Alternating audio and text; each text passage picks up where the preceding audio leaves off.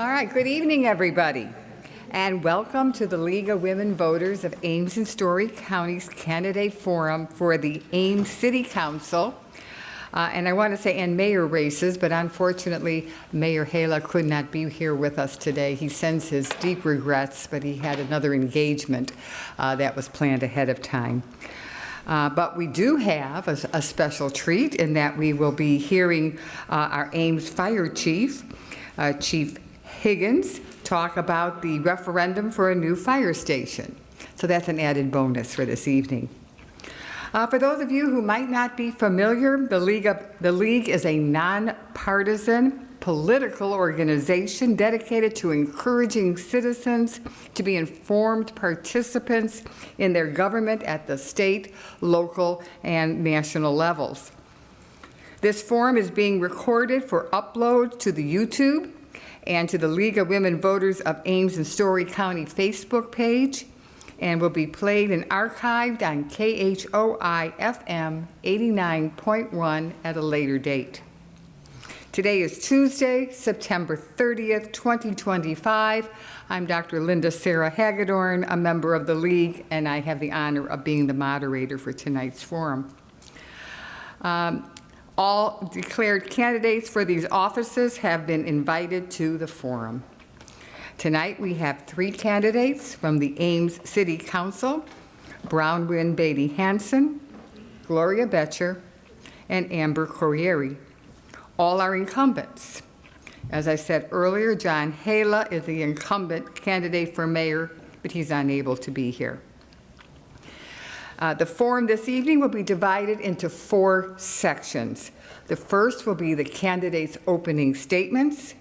Secondly, we'll invite Ames Fire Chief Higgins to discuss the proposed new fire station, and we'll have an opportunity to ask him questions about that. Thirdly, candidates will take questions from you, the audience, and then finally we'll have closing statements from our candidates.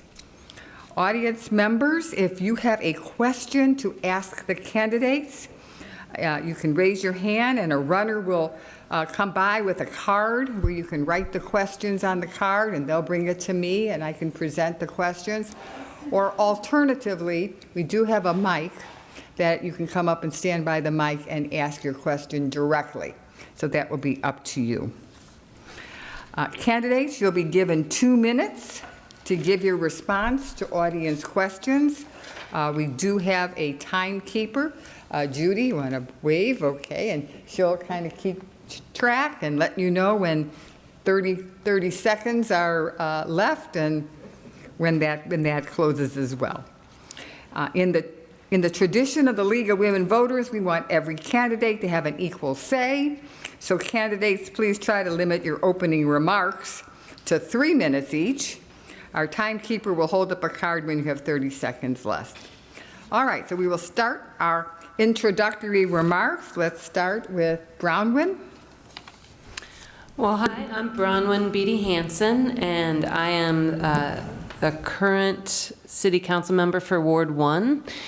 For the first 8 years that I was on council, I was an at-large member, but now I am the Ward 1 representative. And so if you aren't familiar with the ward boundaries, since the most recent redistricting and board boundary adjustment, Ward 1 is going to be 13th Street and south of that for the most part. There's a little teeny bit by Clark where it jumps up to 15th Street, but mostly 13th Street to basically Ridgewood and Brook Ridge. And that's a little bit different. It used to be just Grand Avenue that was the border there, so a little bit of a border change if you live in that downtown area. Sorry, other than that, I would just say I'm thankful to be here, happy to answer questions. I'll look forward to saving most of the time for that. So I think maybe you all know me. I'm Gloria Betcher. I'm currently serving as the representative for Ward 3, although I served for 8 years as the representative for Ward 1 and then was redistricted. So for the last 2 years, I've been Ward 3 representative. I've lived in Ames for the last 32 years with my husband, Doug Biggs, who's an Ames native, but I still can't call myself a native. I teach at Iowa State University. I'm a teaching professor in the Department of English, and I have enjoyed my time on council, but I'm somewhat disheartened that no one will run against us.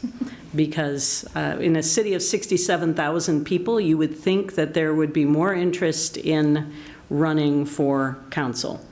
I have enjoyed the time that I've spent representing both wards. They're very different, and unlike Bronwyn, I cannot recite the bounds of my ward because I'm still having difficulties since the redistricting.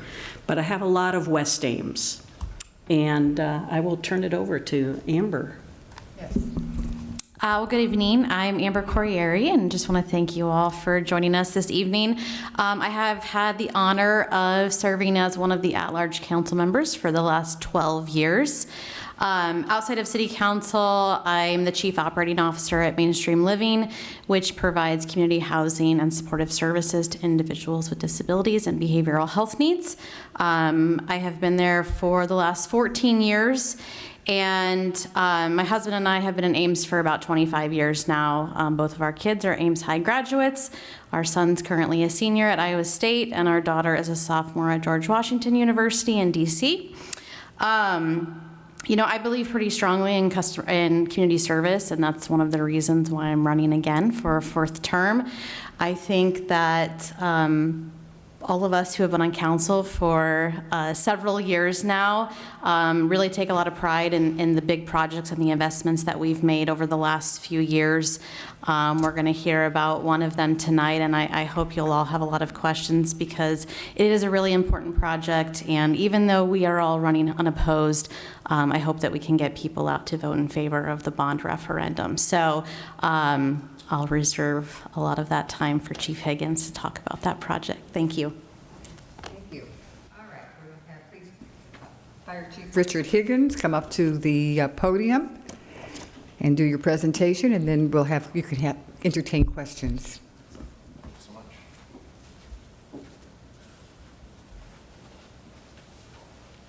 If I move around a little bit, can everybody still hear me? Do I need to be tied to a microphone? Yes. You need time? You're right. He's tying me to it. Okay. Hey, thank you so much for allowing the fire department to be here this evening. What a privilege it is to be here before the League of Women Voters.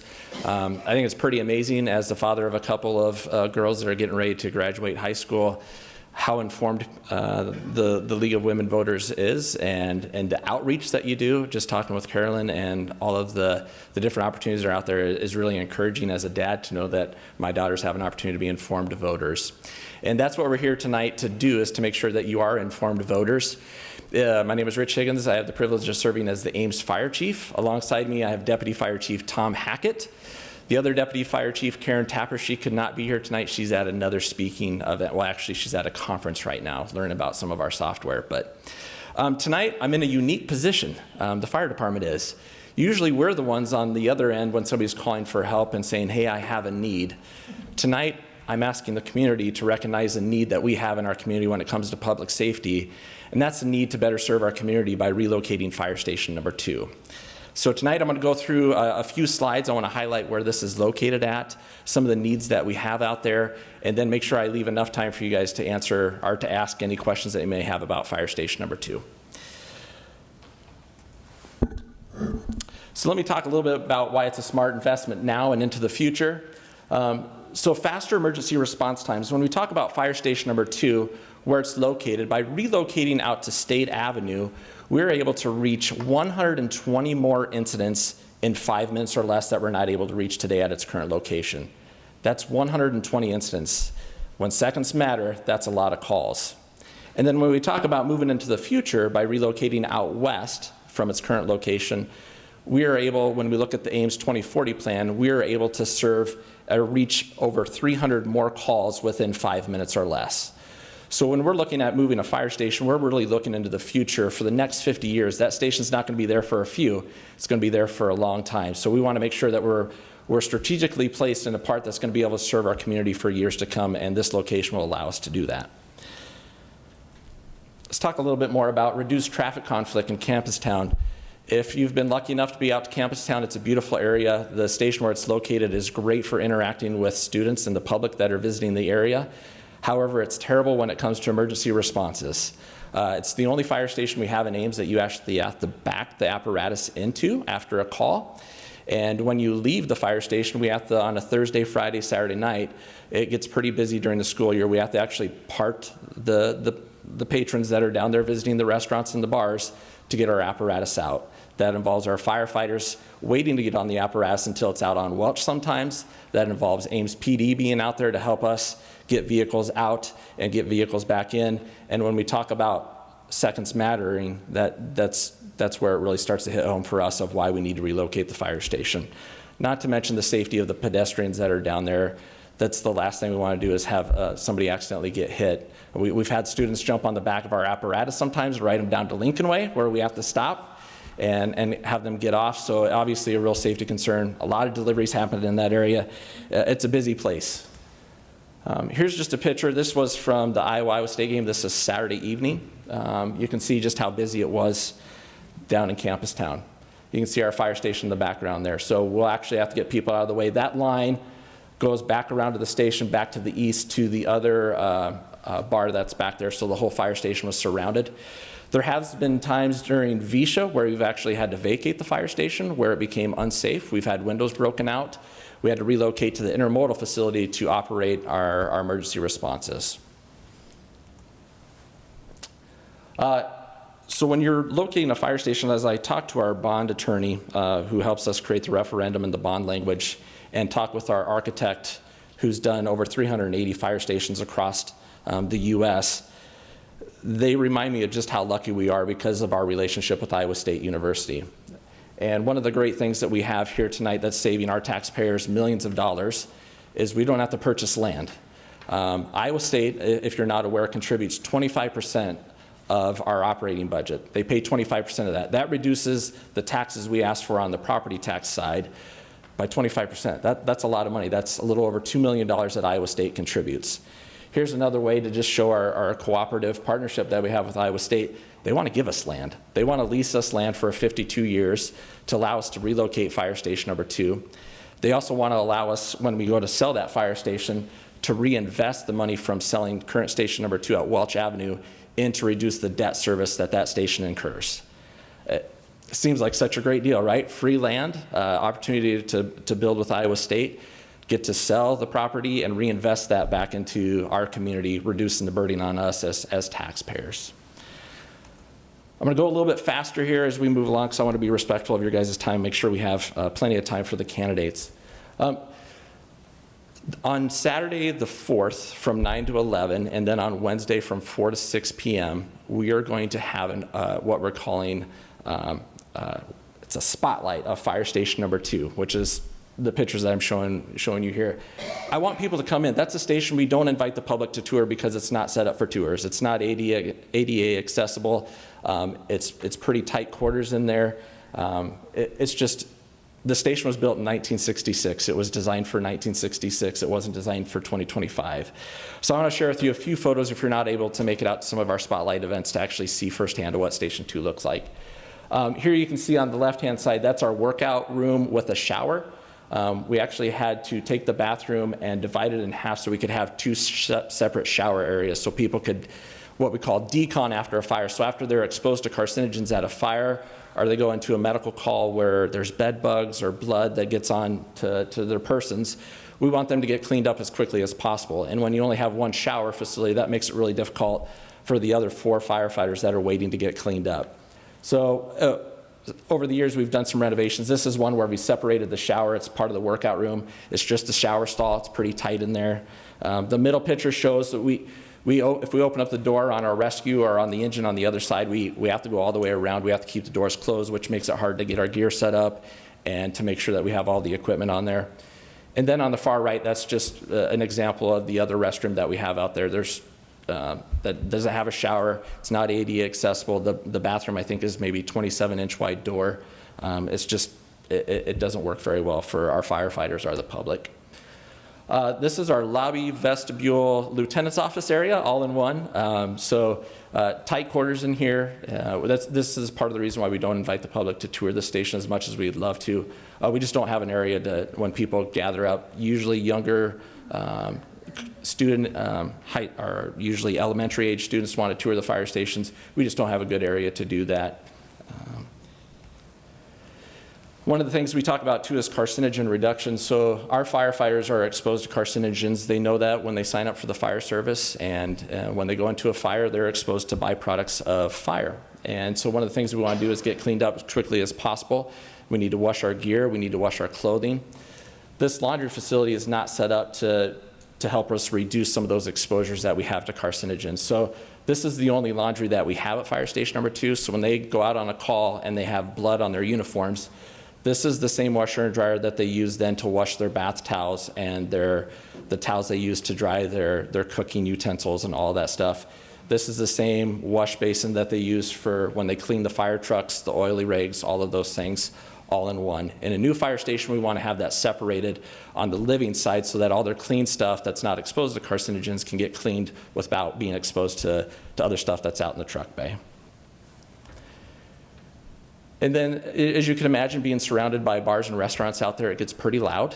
This is one of the bedrooms. You can see that they've put, I think, some 3-inch foam in the windows. So in the evening hours between calls, if they want to go back to their room to rest or read or study, it gets pretty loud back there. And so this is one of the things that they've done to help reduce noise.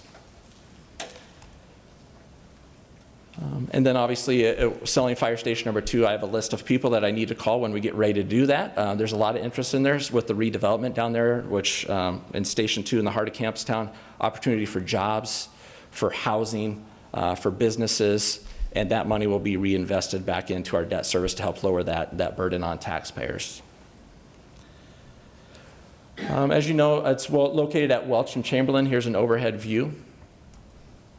Station number 2. We've talked about that service. The other part that's really great is we're not adding another fire station. We're just relocating the fire station to help with emergency response times and to address the aging fire station. We have the personnel, which is really expensive. It's 92.7% of our operating budget is our salary and benefits for our firefighters that we have in our community. We also have the fire apparatus. Those are over $1 million these days. We don't have to purchase a new one. We have that equipment already. We're going to relocate it to this location. And we've identified over $172,000 worth of equipment additionally besides those that we're going to be able to relocate to a new fire station, lessening the burden that we're asking taxpayers for this new fire station. Station number 2, you can see it's kind of in the red area is the district there where it's located. Here's a 1967 map of all of Ames.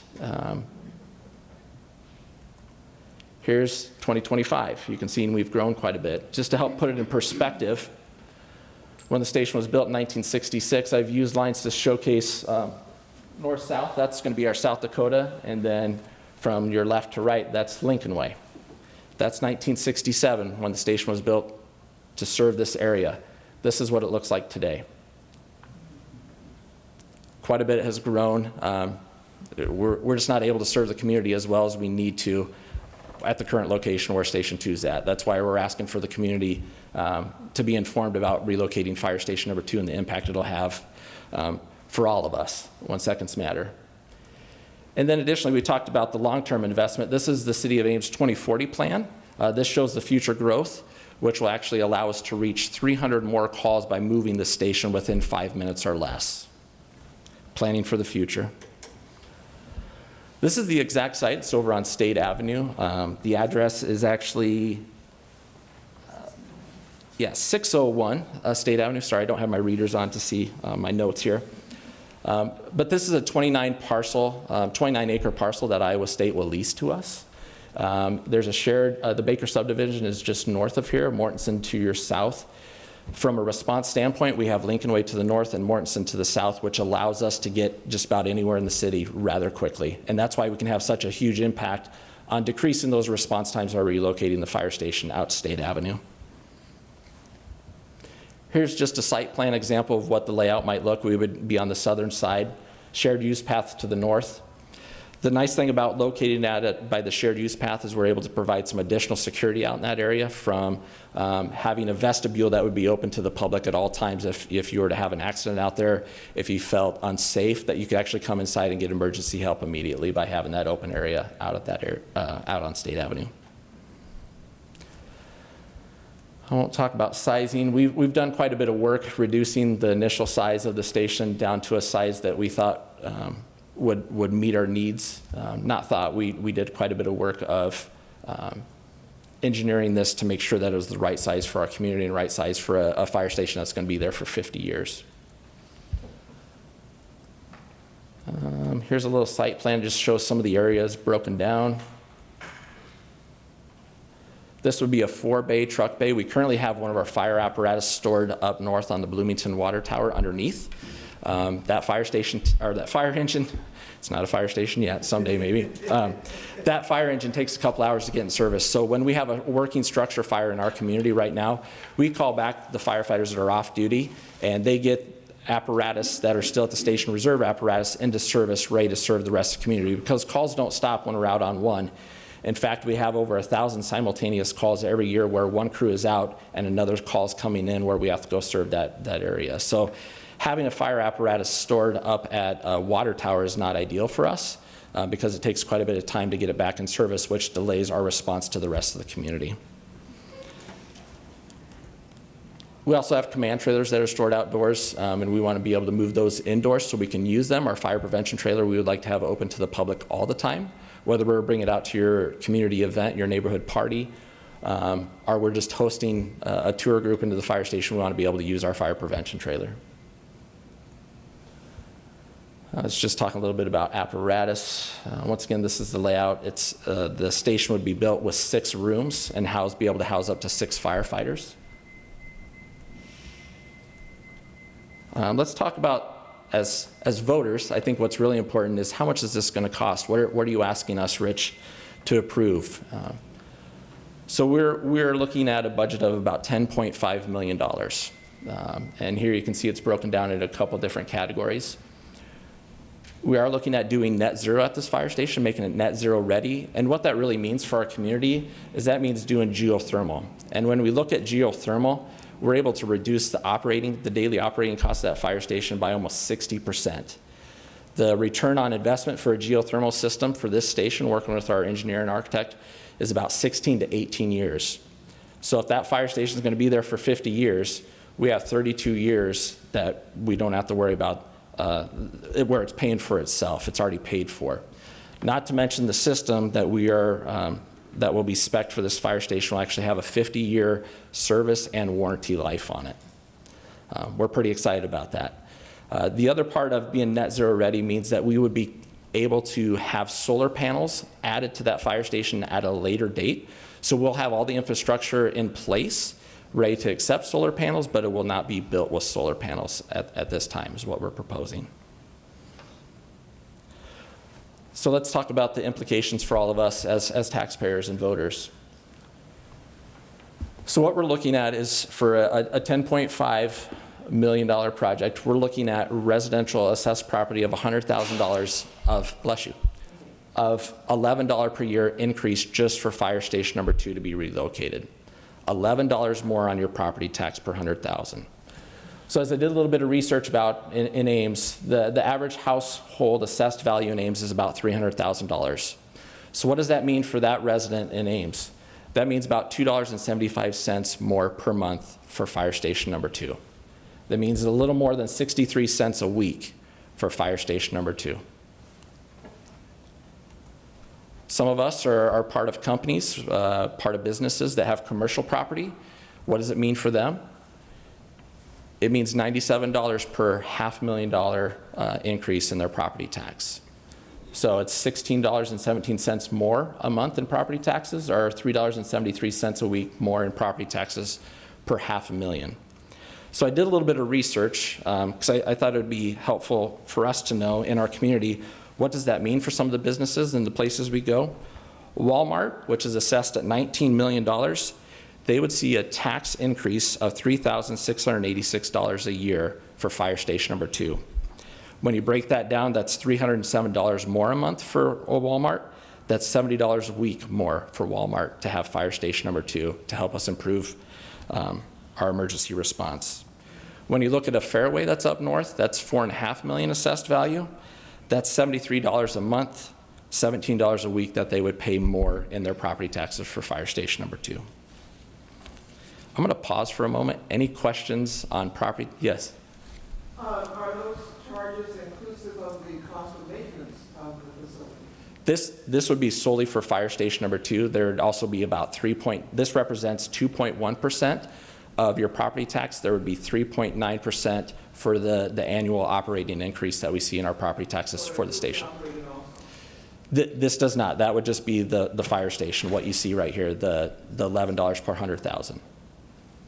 Yeah. How's that different from the old one? Include the question because Oh, gotcha.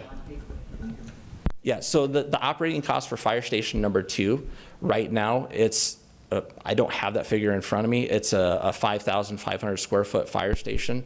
It's 1966 technology, so it's most of the same windows that we have in there.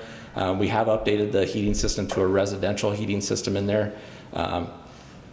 Yeah, I don't have the numbers in front of me. Tom, do you have the operating? I think it's around $10,000 a year for heating and cooling. I'm talking just utilities, electric, and gas. Yeah, the operating costs, as we have operating costs at Station 2 currently, obviously the new Station 2 would have operating costs as well. We don't have a final number as far as the estimated increase or change in the annual operating costs between one fire station and the other fire station. Obviously, with us moving personnel apparatus and equipment over, that does save us on, we're not adding any personnel to the project or adding firefighters when we move things over. So that would obviously not have an effect on annual operating costs, but there will be some change. I think for reference, the new fire station that we're proposing is 12,900 some square feet, 925. Station number 2 is a little over 5,000 square foot, so there's quite a difference in there. And we are estimating from our engineer about $15,000 a year in utilities to operate that station because of the geothermal keeping that cost down. Yes? What, Chief, are your projections for maintenance on the building on a yearly basis? Because as you well know, deferred maintenance is a real bugaboo for everybody. So are you building that into your budget, into the property taxes? How are you dealing with the maintenance issue? Yeah, that's good. So the question is, how do we look at deferred maintenance costs for a new fire station versus the current fire station number 2? So we'd actually be money ahead by building this station because we're using long-lasting, durable, low-maintenance finishes and interiors in there. Where station number 2, we've deferred quite a bit of the maintenance out there because we've needed to move this station for a long time. I started in 2002, and there was talk about moving the station back then. So it's been on our radar for a long time. So a lot of things out that station just to keep it up and running. If it wasn't essential, we haven't been doing it knowing that we need to move that fire station. Yeah. You said that the station would be net zero ready. So for the geothermal, when would that start and when would some of the other things start? Yeah, so the question is when, with the net zero ready fire station, when would geothermal start and when would the other items start? The geothermal would actually be part of the whole package that we're building right now. So doing geothermal will be included when you see that $10.5 million budget estimate that will be on the bond referendum on Tuesday, November 4th. That will include everything to do geothermal in there. It'll also include all the necessary upgrades to accept solar panels. So it'll have the increased electrical panels. It'll have all the equipment minus the solar panels to put on the roof. So when would you estimate putting the panels in? I don't know at this point in time. We know from budget estimates that to add solar panels on there is almost another $1 million. The solar panels themselves about $720,000, and then there's some additional engineering costs for the actual solar panels to make it all happen. Are you prohibited from putting that in your bond cost? Yes, yep. Well, actually, we are not right now. So the bond referendum would allow up to $10.5 million to relocate Fire Station Number 2. When we go out for bid for that, working with our engineer and architect, there could be an opportunity for solar at that time, depending on how bids come back. So we're not confined to that, but what we have in front of the public right now just includes geothermal based off of estimates from our engineer to build that station. I think I have just a few more slides I'll go through real quick. Thanks to City Council, we're here before you tonight. So 3 weeks in a row, I got to go to City Council, share this presentation with them, and ask if they wanted to bring it back for a November vote. They said yes, they wanted to see it again. They wanted to see what the final number was going to be. That would go out to the public. We came back again and shared that information, and they approved that to go forward to be on the November 4th election for us to vote on. So you will be getting from the Story County Auditor, you'll actually receive a notice in the mail that'll talk about this project, the cost of it. And then in the newspaper, the city will have to post all the information from the resolution that City Council made and accepted, and that will explain a little bit about what type of implication it will have on the property taxes, which you guys have seen already. So that'll actually be posted in the local newspaper. All right. And then community engagement, obviously that's a big part of this. When we go out, we do a lot of public presentations. We go to a lot of block parties. Invite you guys to come out on Saturday, October 11th from 9 to noon at Fire Station Number 1. We're going to have our Fire Prevention Week open house. We have hundreds of people come through there. It's a huge event. Would like you guys to come out, but we want to be engaged with the public. We want to make sure that you guys are informed when it comes to voting, that you have all the information so that when you go to the ballot, you know what Fire Station Number 2 means to you and to the community. With that, any other questions that I could answer? Yeah. Do you have signs to vote yes to put in your yard? So one of the restrictions that the state has placed on municipalities is we cannot direct voters to vote yes or no. All we can do is provide information about the fire station. So that's why I'm so grateful for this opportunity tonight to be in front of you guys to help explain the need that we have in our community for public safety, because I wouldn't be here tonight asking for a need unless it was real. That's why we don't have bond or referendums. The last one was in 2001, and that was for Fire Station Number 3. But there's no limit on her making a personal sign put in her yard. Yes, we will not stop anybody that makes personal signs if you share personal feelings.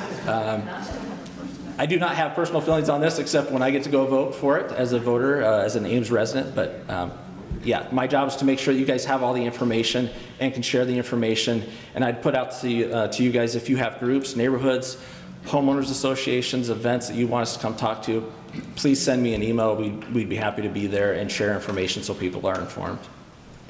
Yes. And this is a comment or kind of a question. I think it's great that you are making it net zero from the get-go. And I like the idea of providing for solar panels. I understand why you're not putting it in there immediately. Still, it sounds like something, it sounds like, you know, that might just get forgotten about, pushed off and pushed off. Is it, I kind of like that idea of, can we figure out a way to get those solar panels in there from the beginning, also then reducing the cost of utilities and so on. And if not that, at least to have a trigger to revisit the question periodically. Absolutely. Did everyone hear the question about why can't we do solar now or allow voters to? So one of the things that restricts us with the bond referendum and the laws that are around that is what we put out to the public is the final dollar amount, but it doesn't spell out the size of the fire station. We've proposed to City Council so they can make a resolution to put it on the bond referendum for the election, but it doesn't confine us or prevent us from doing solar right away. I think it depends on how bids come in. And then I think that accountability is what I owe the community with City Council to make sure that it stays on their radar if this resolution is approved. Awesome. Thank you so much. All right, I appreciate everybody's time.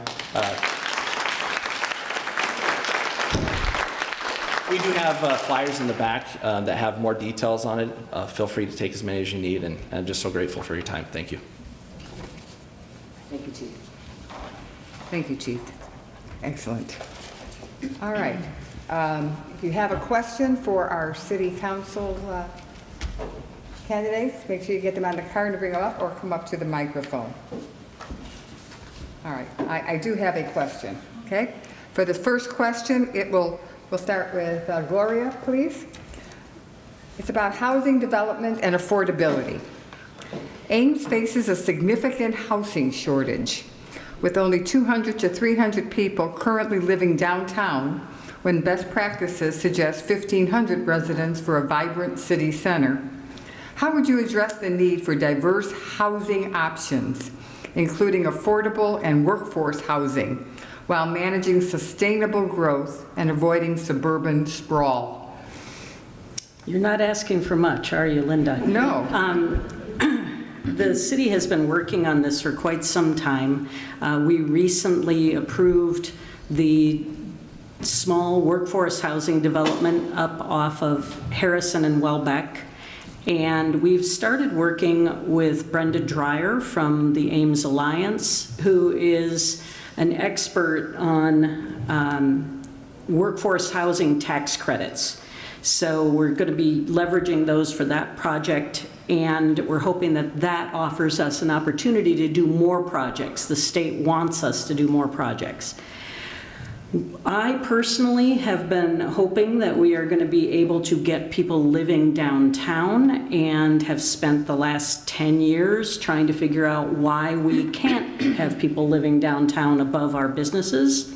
And the answer seems to be, from what I have heard, that our codes, or the enforcement of our codes, is somewhat more rigid than in other communities. And we're trying to find out whether that is actually true, and what about the codes could be changed while maintaining fire safety and other safety aspects. Communities like Dubuque have an alternative checklist for inspections that allows for historic properties to substitute different kinds of safety measures as long as safety is not being compromised. So something like an expensive sprinkler system might not be necessary if you have 3 or 4 other things on the list of safety options. And so I hope that we are going to continue to explore that. We are doing our best to think creatively within the very tight property market here in Ames. There isn't a lot of open properties, so we're looking for infill options. And we're also trying to get folks to think about moving up into other types of housing to open up those starter homes. And part of our sustainability efforts with the Climate Action Plan involves making sure that we can retrofit some of the older homes in the community to ensure that they're going to be weather tight, that they are going to continue to be maintained, because the greenest houses are already built. And we want to maintain that housing stock and make it available to younger homeowners so they can stay in Ames and move up through the property ladder. Amber, do you have something to add? Not much. I mean, I think Gloria touched on a lot of what we talk about as a council. You know, I think we've been far behind the 8 ball for a long time on downtown housing. You can simply just look around us at all of the communities and in nearby states to see that downtown housing and more dense development in urban walkable areas is something that is very popular with people of all ages, and we just haven't been able to get over the edge here in Ames. I do think our codes are hindering the ability to develop housing downtown. The Downtown Work Group has done a lot of research in this area, and I think more conversations need to be had with council and our planning and housing department to talk about solutions that can be implemented somewhat quickly. Gloria talked a bit about fire suppression. You know, we've just begun discussions on whether there's a possibility to share the cost of fire suppression systems between building owners and the city, because that is a very high cost of redevelopment in the area. And then, I do think our partnership with the Alliance offers a lot of potential in terms of diversifying the housing stock and bringing in new developers that we haven't seen before in the community. Brenda Dreyer has a pretty good track record with working in places like Boone and Nevada and Huxley to bring in outside developers to do these kinds of development and to get workforce housing credits. And so this initial project that we're doing in North Ames will be a good test of that, and hopefully we can work on bringing some more of those here. Robin, more on housing development and affordability? Yeah, that's a great question. So these two have mentioned some good projects we're undertaking, that Welbeck and Harrison property that Amber just referred to. We did not long ago allow for accessory dwelling units, and then the state even more so allowed for them. So we actually had a few limits in place that the state did away with. But regardless, that's a more, I think, can be a slower paced and more gentle way of densification than a whole redevelopment of an area, right? But we're also looking at parts of town that we consider redevelopment areas. Now, the Welbeck and Harrison was one of them. Another of the areas of town that we've looked at but we haven't yet formed a plan for would be the Hunt Street area of Campus Town. It's a lot of single houses currently, but they're multi-unit rental properties. You could conceive of consolidating that and building a little more density in there. So that's just an example of one of the other redevelopment areas we've looked at that I think has some promise. I would say, there's this balance, though, between redevelopment and maintaining, like Gloria said, the currently existing owner-occupied or even just more affordable, approachable houses.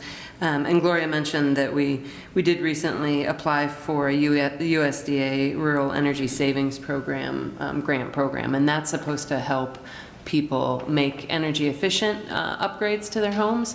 So I really hope that we see that program become fruitful, and I think that'll help. And then of course there's the link, right? That's the one piece I think that I don't know that we've mentioned yet in terms of a potential for housing downtown. And that we're kind of in a holding pattern on that one to see what the developer comes back to us with. But again, a balance between, how we're using public dollars to incentivize housing, right? And I think that we'll just look at what they propose with the link. But so far, we haven't had an updated official proposal. So, Okay, thank you. All right, this next question, we'll start with Amber. Amber, what is the city's working relationship with ICE, both legally and otherwise? Well, like most cities, we would comply with ICE in terms of investigations with proper warrants and things. I think if there are specific questions, I would certainly have people reach out to our police chief or our city manager to talk about how the city would handle very specific situations if ICE were to come into the community for specific enforcement actions. But as a city, we're often constrained, whether it's through ICE, through federal government statutes, or through the state government, on what we are permitted to do. And that seems to be eroded a little bit further each year. And so, I think we're required to comply legally with proper documentation. But again, I would encourage residents, if they have specific concerns about specific situations or individuals, that they talk with our police chief. Okay, thank you. Bronwyn, any more to add about ICE? I think Amber summed it up pretty well. Okay, Gloria? I don't have anything specific about ICE because I do think Amber covered it, but we did recently reaffirm our resolution that Ames is a welcoming community and supports people from all nations living with us. And that was at the foundation of our approach, back in, how many years ago was it? A few. Yeah. that was our approach the last time ICE and the relationship between the city and ICE became an issue. And we reaffirmed that a couple of months ago, learning about the concerns of students on campus who obviously have reason to be concerned that their visas might be revoked or not honored as they should be. Thanks for coming. Too often lately, candidates don't show up or just don't even answer to the league. So I want to thank you all for being here.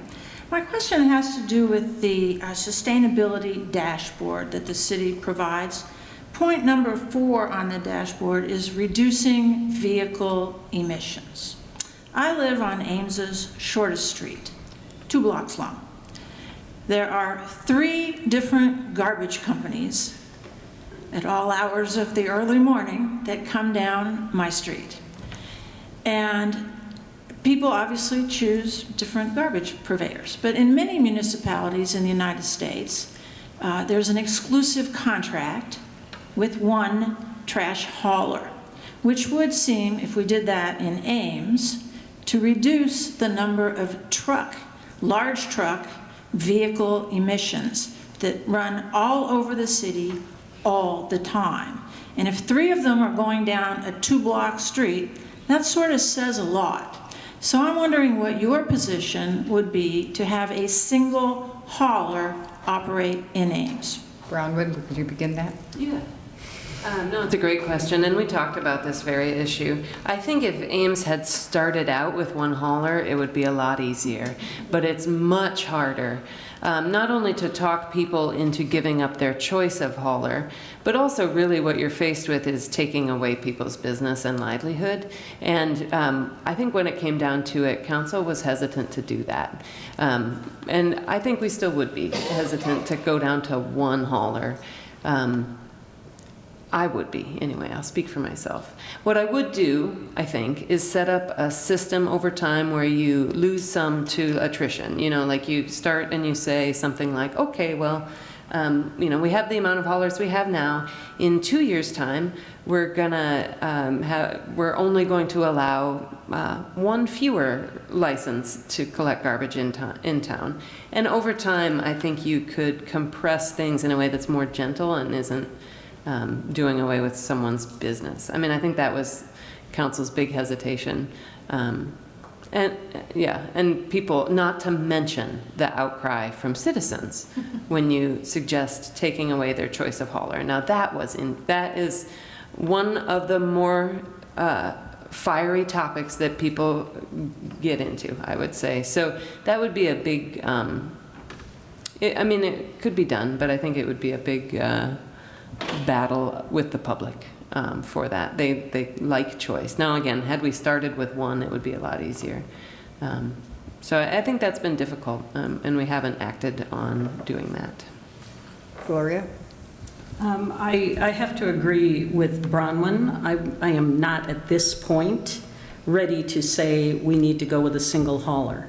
I do think we have too many haulers operating in the same areas. And so you see that cycling through of the many trucks. And we've had staff reports on that from a very micro picture of a neighborhood.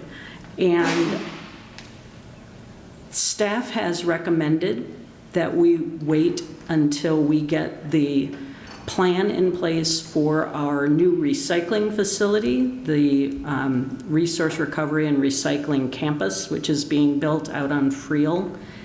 And that at that time, once we have our plans in place for hauling to and from that we start to look at how that is impacting the hauling situation in the community. I think we've already lost 1 or 2 haulers since our discussions began. Now, I could be wrong about that, but I believe that's the case. And going forward, we may be adding a hauler who is just engaged to do recycling hauling. And I'm hoping that that is going to be one person or one company doing that, and that we then have a couple of companies doing the other. But at this point, I think we don't know what is going to happen with our new contract for trash hauling and what's going to happen with the resource recovery and recycling campus. Amber, anything to add? I think both Gloria and Bronwyn really touched on the complexity of this as we started digging into it. When the initial idea came up of moving to one hauler, or even moving to, say, 2, 3, or 4 haulers and separating the city into quadrants, I was certainly surprised that we're one of the only communities in the state of Iowa that kind of allows this sort of free market system in terms of garbage collection. When we started discussing what we would need to require if we went through a process to solicit a specific number of haulers, it became pretty evident that only the big players in town would be able to bid on a contract like that. And so we heard a lot from not just the haulers who were small, maybe mom and pop type shops who just have a couple of trucks out, but also their customers in the community who love that really localized service where they know they can walk out or call someone on the phone and they're not talking to maybe someone out of state. And so that, as Bronwyn said, really did fire a lot of people up. I'm still interested in exploring the concept of splitting the city into quadrants and limiting haulers in that way, because like I said, I do think we're sort of far behind the game in what is the norm in Iowa. But we need to make sure that those people are able to meet the needs that we require in terms of recycling and the new resource recovery center. But I think it turned out to be a lot more of a complex discussion than we initially thought it would be. And people are very passionate about their garbage collection. Okay. All right, this next question, we'll start with Gloria. Have federal and state cuts to spending had an impact on the city budget decisions? Yes, but I don't know how specific I can be. We have seen a lot of belt tightening, very creative staff assessments of what can be changed, how things can be cut to keep us on an even keel financially. Transportation funding, I think, is maybe the biggest concern that we have, because obviously SIRIDE is a national level transportation service. We have, I think, the second most traveled route in the country behind San Francisco. And yeah, believe it or not. So we need our transportation funding, and a lot of SIRIDE's budget is from transportation grants. I think that we are not as exposed grant-wise as I thought we were. I did ask the finance director to give us an assessment of how many of our projects rely on federal funding grants, and thankfully, not as many as I thought, but transportation is one of those areas. And so I have grave concerns about SIRIDE. I have fewer concerns about other departments because I've seen what our staff can do to reduce costs and to be sensible about the money that we're spending, but it definitely comes into our budget considerations when we're trying to spread the money around effectively and still maintain excellent levels of service. Amber? So there are two things that I think create the biggest amount of worry for me as a council member. In terms of state funding, the legislature's sort of continued effort to restrict our ability to collect property taxes is a huge concern, and it's frankly such a complicated issue that a lot of people simply can't understand the nuances of it. And so when they hear from lawmakers, we're lowering your property taxes, who's going to say no to that, right? But there is a real implication in terms of city services, especially when such a large percentage of the city budget really goes to roads and public safety. And we certainly don't want to take funding away from those two areas because residents have very high expectations in those particular departments. And so then you're looking at cutting other things that really are the things that make the communities great. Your library, your parks and rec services. And when you have a growing community like Ames, there is sort of a constant request for more services that improve the quality of life. And so the further that the legislature limits our ability to do those things, that's where you see the real impact as a city. On the federal side, what worries me the most are cuts to Medicaid. Obviously that's my world professionally as well, but it has such a big impact on communities when you talk about people losing their access to Medicaid funding. Medicaid funds 50% of people who are in nursing homes. It funds 3 out of every 8 people with disabilities and mental health diagnoses. And we already have an underfunded system in the state of Iowa. There are 15,000 people on the waiting list for home and community-based services. Those are the most vulnerable people in our state. And so when you think about the federal government making further cuts to Medicaid and what that would do for people who are already struggling to get the services that they need, that's what keeps me up at night. Thank you. Bronwyn? Yeah, that's well said. I don't know that I'd have a lot to add necessarily to what these two have said, other than that the unpredictability is not healthy, and we're getting it from both the state and federal level, I feel. With the federal level, we'll hear that a thing gets taken away, but then it's back, but then it's taken, so that kind of whiplash, it leaves me in a believe it when I see it mode on that kind of thing, like see what actually trickles down the pipeline. Now the state, though, like Amber mentioned, the changes they're making to our property tax mechanisms are really hard to plan for. And when you hear rumors that they're also looking at sales tax redistribution, the 2 cents that we get for local option, right?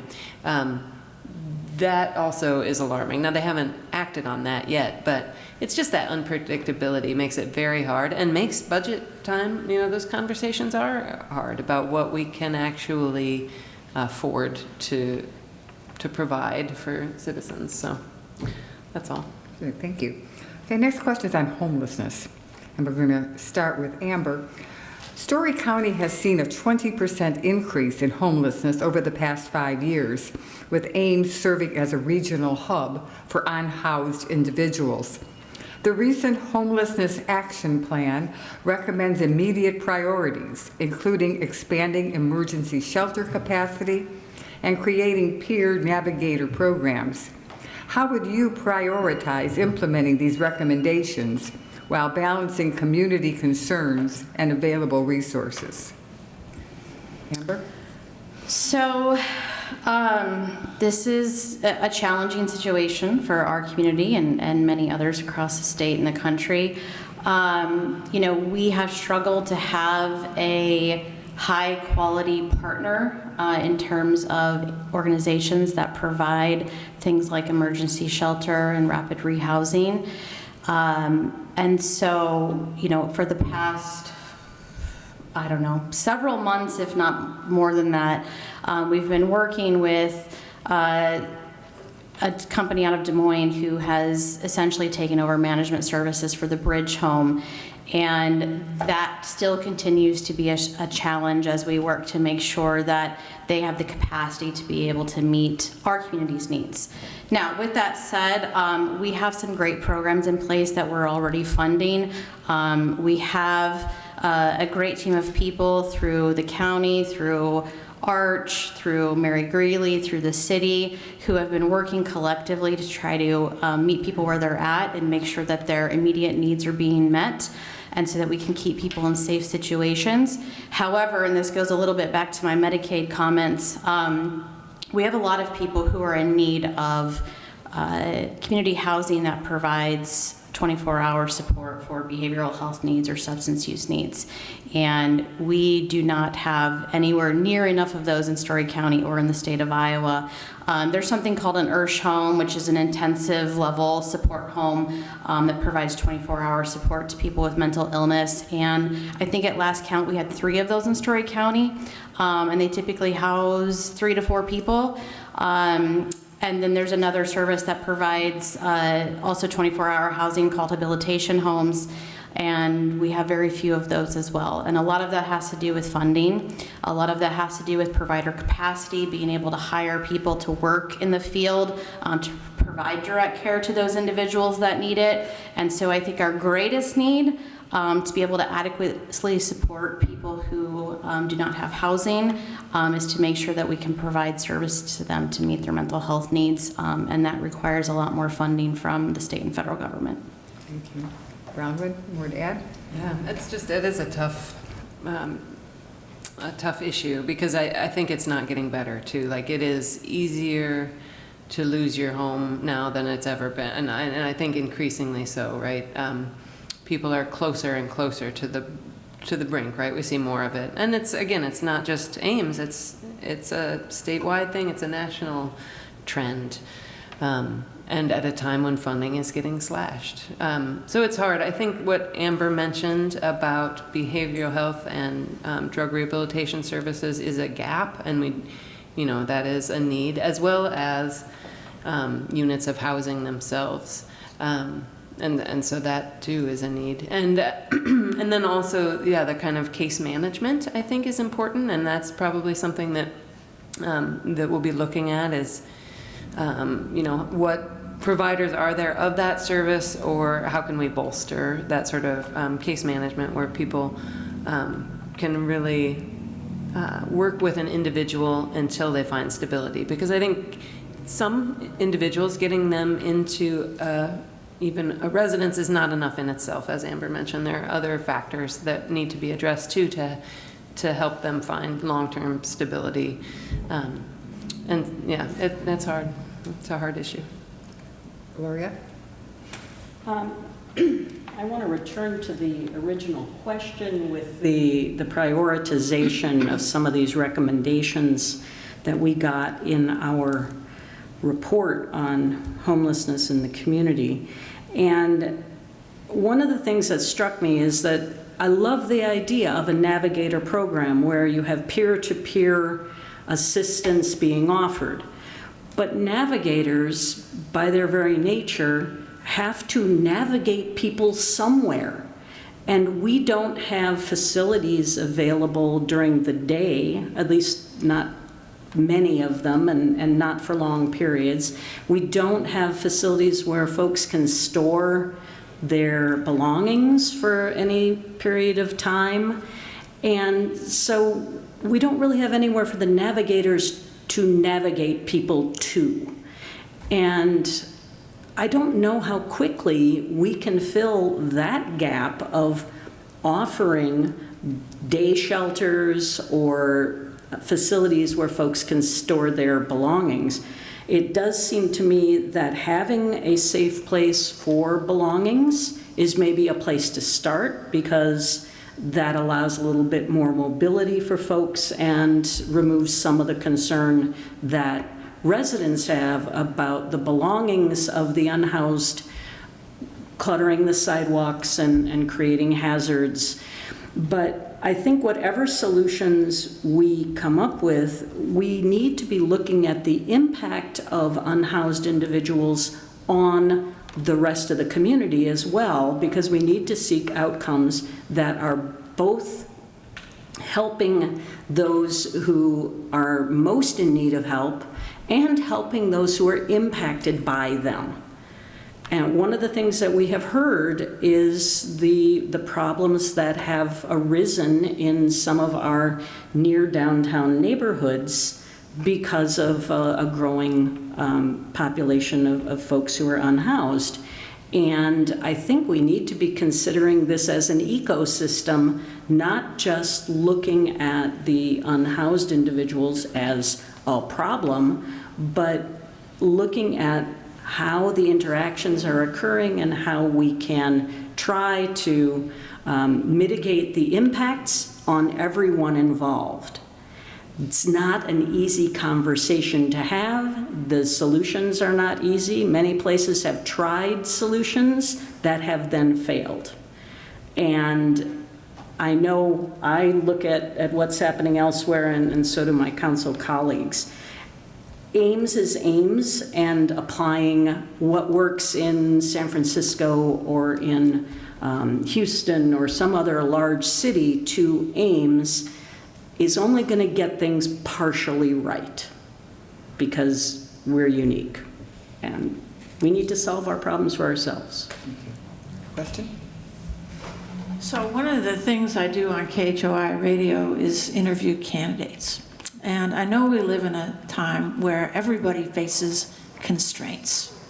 And it's always one constraint after another constraint and a third constraint, and someone else is telling us no, and so on. That gets really boring after a while. So I always ask in my spiel on KHOI of the candidates this question. And so I want you to think about it carefully, because it's very different than a lot of the questions you usually hear at these kind of things. So the question is, if by some amazing quirk of fate, the city was gifted with $100 million, okay, $100 million for a city the size of Ames, what would your vision be to use that money? Brownwind, what's your vision? $100 million. Yeah. First thing on the list. A fancy fire station and,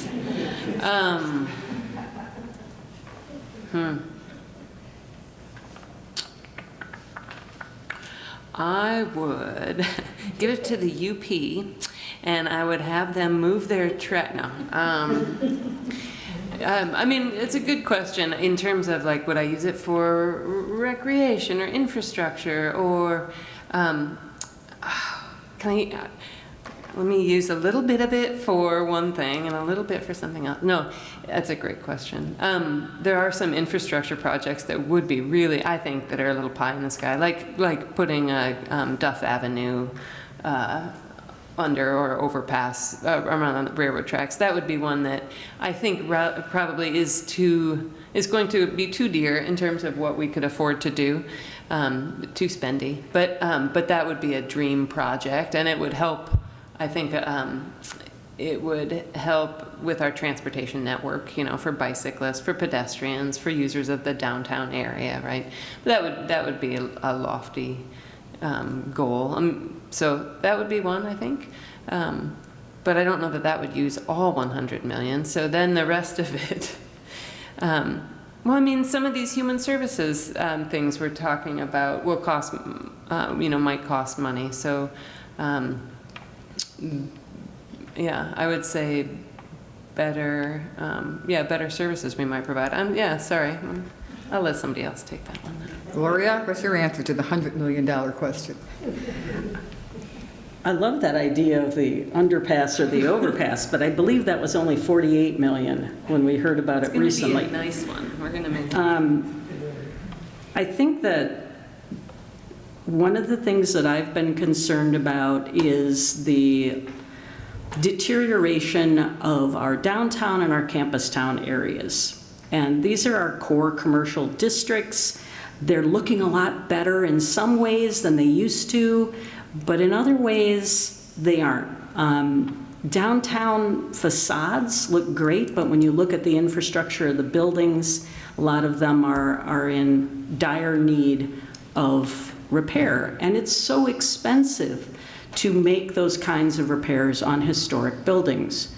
And I would love to see us develop a program that would allow building owners to tap into that money in order to stabilize their buildings, make them have the ability to house people upstairs again, and create more vibrant areas in downtown and campus town.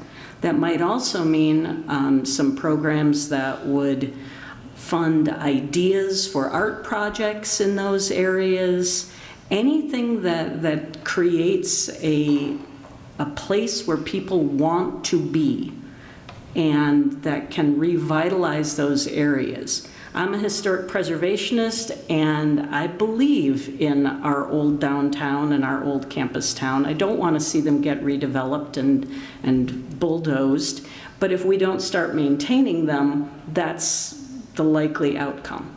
So sure, give me 48 million for the overpass or underpass or whatever, but I want to put most of it into those commercial districts to bring them back to life again.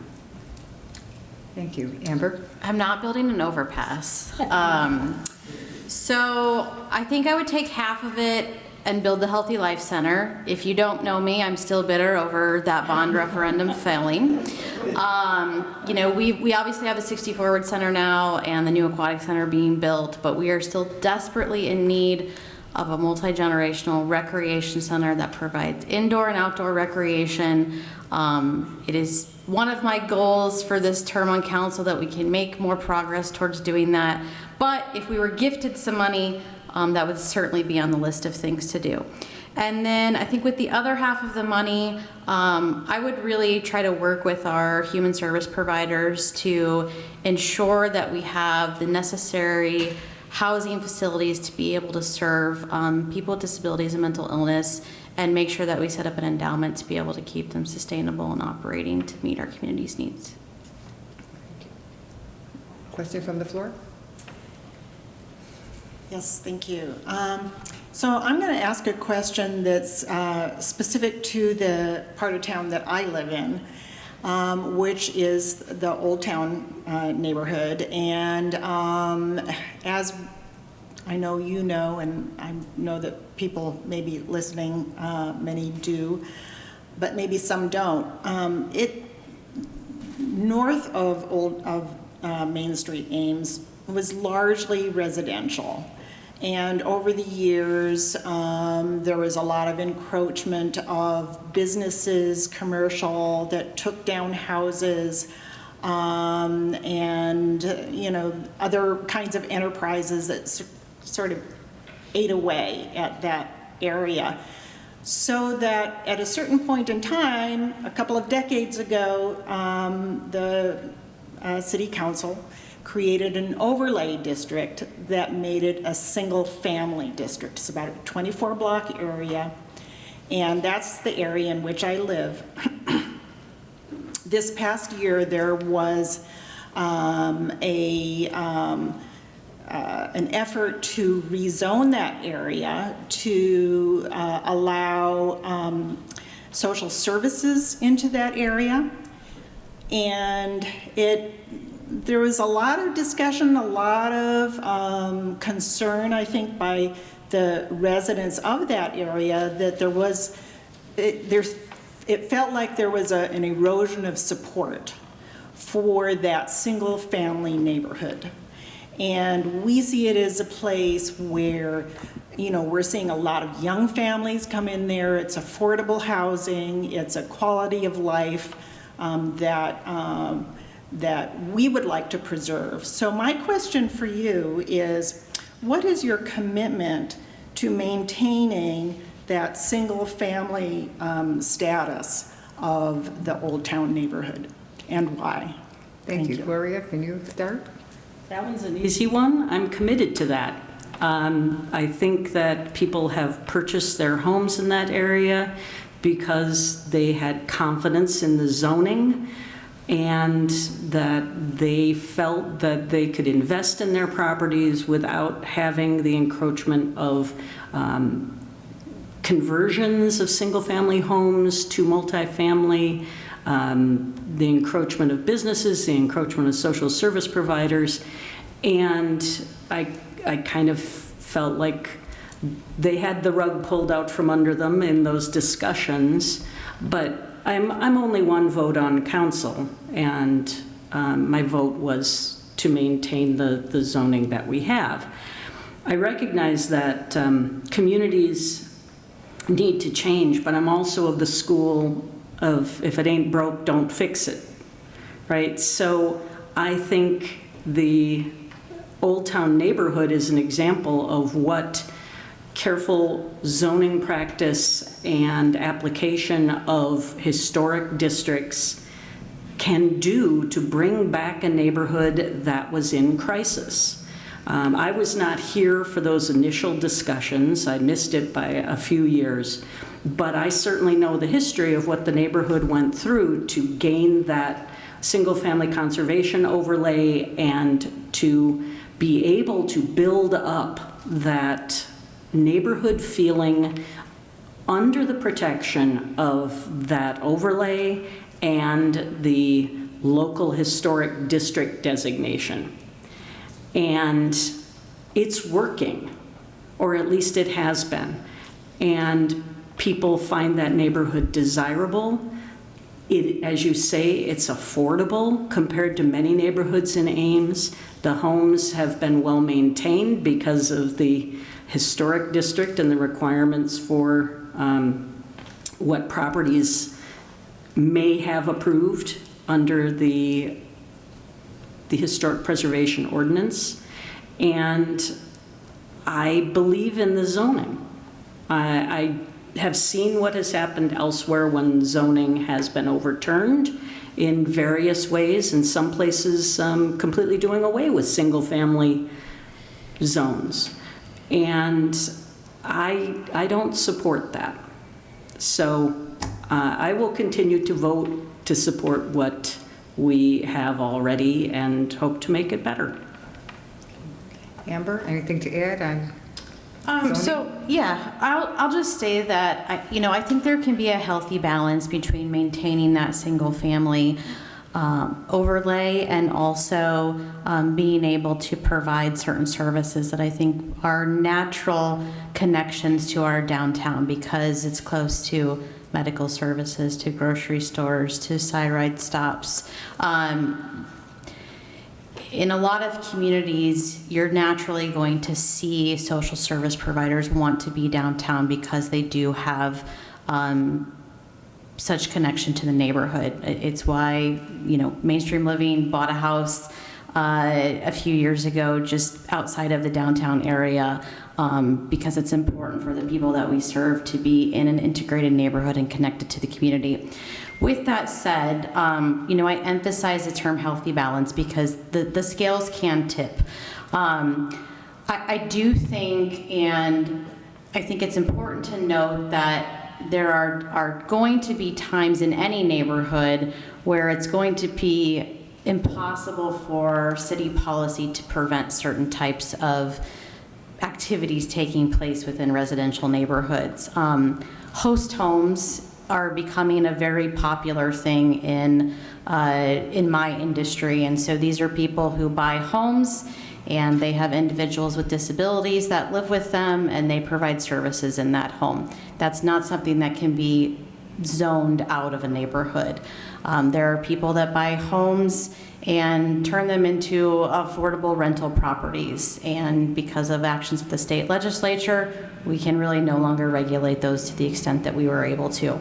So there are going to be times where it appears as though social services, though not defined in the code that way, are going to be provided in neighborhood settings, including in downtown, because like I said, that's a natural connection for those people where city council won't be able to prevent those things from happening. Bronwyn?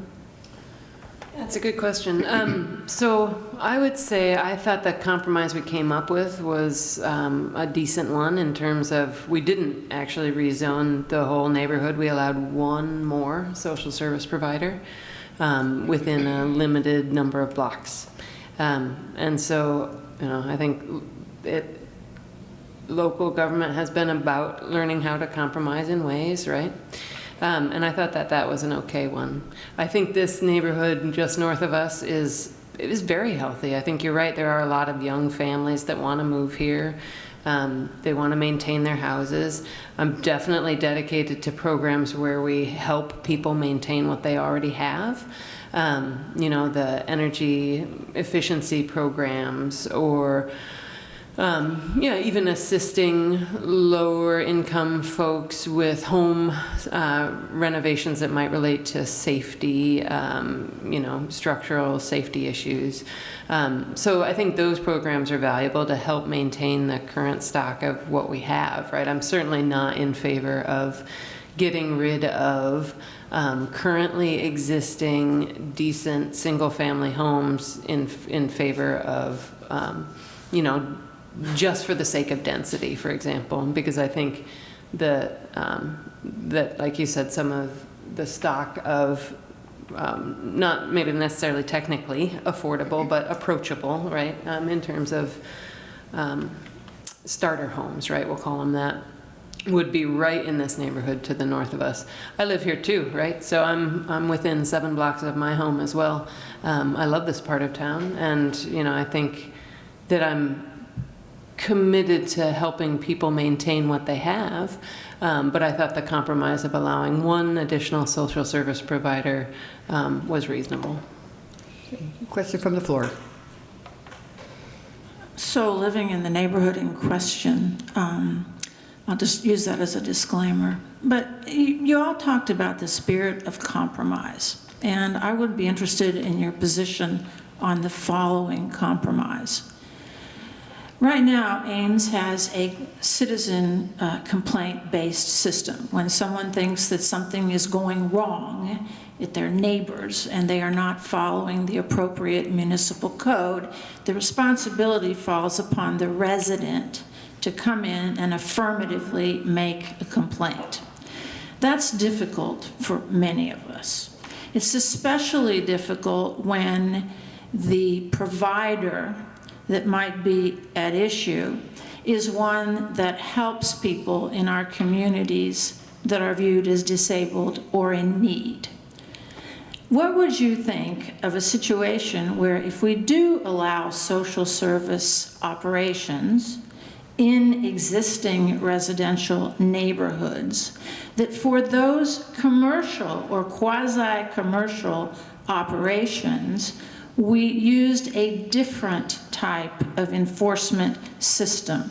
In other words, amend the municipal code so that for those kind of operations, they would be subject to yearly inspection or yearly or other time unannounced inspection to see that they met whatever conditions were legally imposed upon them.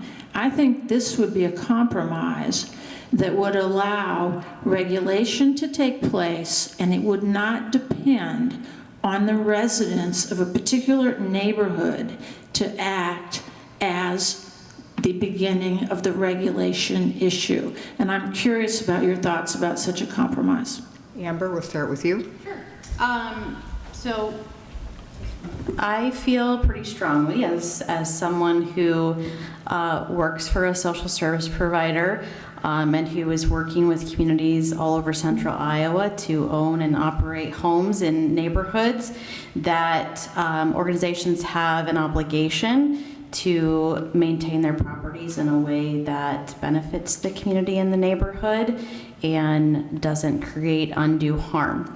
So I would certainly be open to looking at some kind of inspection process, review process. But again, I think we would need to keep in mind that there's always going to be a subset of activities taking place in homes that is going to not be subject to some kind of regulation by the city. And there's going to be very little control that we would have as a community unless they were violating something that was already in municipal code or was something that we could regulate.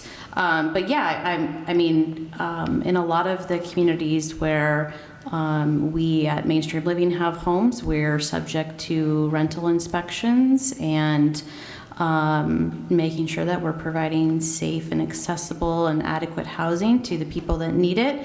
And I think all human service providers should welcome that kind of inside look from the city where they are providing services. Bronwyn?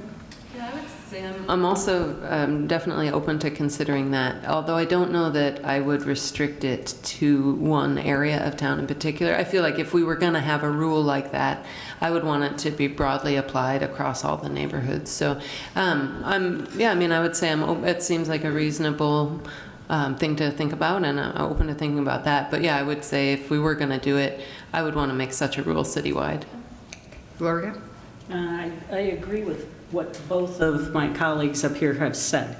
I would definitely consider that. I think the devil's in the details and how you work out how this works, who it applies to, where it applies. I'll just add to this the issue of the complaint-based enforcement. I'm not a fan of complaint-based enforcement. I understand that it does save the city quite a bit of money not to have staff involved going out and inspecting and doing the sorts of things that neighbors can do every day. But I don't think our complaint-based system works very well. Part of it is that I think people are starting to become somewhat vindictive in their reporting of their neighbors. But part of it is also that I don't think what I have seen in the past from various iterations of the city council actually supports the complaint-based enforcement. People have been shamed for coming up and reporting things to council, and I'm not saying that my current council colleagues are doing this, but I have seen it on a number of occasions.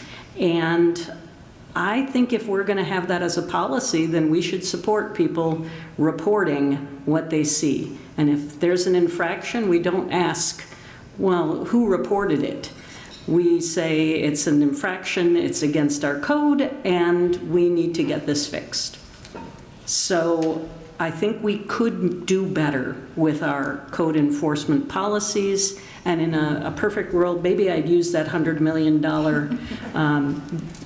gift to provide enforcement from a staff member instead of having citizens reporting their neighbors. But, you know, in this world where we're making do with what we can, it's tough. Thank you. This concludes our time with the candidates. But before we conclude, I want to remind everyone to vote on or before Tuesday, November 4th. There are various ways to register to vote. You can download a voter registration form from the Story County Auditor's website. The deadline for submitting a voter registration form is Monday, October 20th. Or, easier yet, you can register tonight at the table in the back of the room. We're all set up. Or you can register to vote on Election Day at the correct polling place for your address. For that, remember to bring a proper ID. Absentee ballots may also be found on the auditor's website. October 20 is also the deadline for submitting absentee ballot requests. Or you can fill out the form tonight at the table in the back of the room, so you can request an absentee ballot tonight as well. If you have already requested an absentee ballot, you have until Tuesday, November 4th at 5 p.m. to have your ballot inside the auditor's office in the administration building, 900 6th Street, Nevada. Ballots not delivered by 5 p.m. on Election Day will not be counted. We want to thank you, candidates, for taking the time to share your views and for your commitment to serve us. And thanks to all of you here for actively participating in the election process. This concludes our candidate forum. Good night.